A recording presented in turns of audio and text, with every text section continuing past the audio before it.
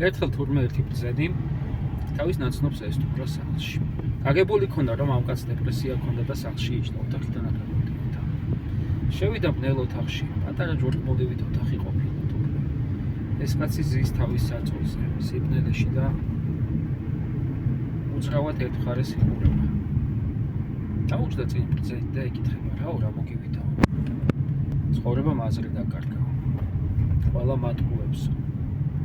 ყველა ცუდად მեղცევა ბლიდი და ორბილი არისო. ძალიან დავიღალი ამ ყველაფრისგან. ბრძენმა ეს სკამი, რომელზეც თვითონ იჯდა, აიღო და ამ პატარა ოთახის ცენტრში დადო. შემდეგ კი უთხრა, მოდით მობილო დაჯექიო. ეს კაციც მივიდა დაჯდა. ახლა ადექიო. ათქა. ახლა დაჯექიო უთხრა. და ასე განმეორდა 5-7 წუთი ალბათ. გაბრაზებულმა ამ ნაცნობა კაცმა უყვირა შენ რა დამცინიო. ბრძენმა ძალიან მშვიდად გააქცევა საუბარი. ამიტომაც ამ ბრძენი მშვიდია. არა.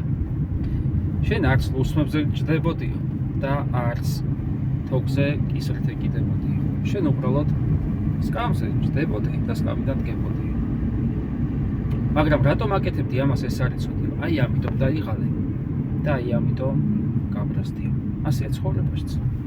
როცა რაღაცას ისე აკეთებ, რომ აზრს ვერ ხედავ, ბრაზდები. ან შეიძლება საკუთარ თავზე გაბრაზდე, თუ სხვაზე არა.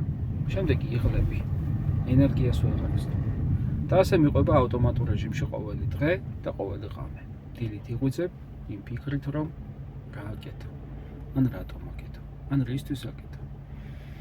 ეს არ იცი, მაგრამ აკეთებ ავტომატურ რეჟიმში. შემდეგ ამ ბრძენმა აიღო ეს სკამი და პანჯარასთან დადგა. გადაწია ფარდა და მზის სხივებით ჩამოვიდა ოთახში. დაჯექი მეგობარო. გახედე ჰორიზონტს და იპოვე შენი რატო და ცხოვრებაც მშვენიერი იქნება.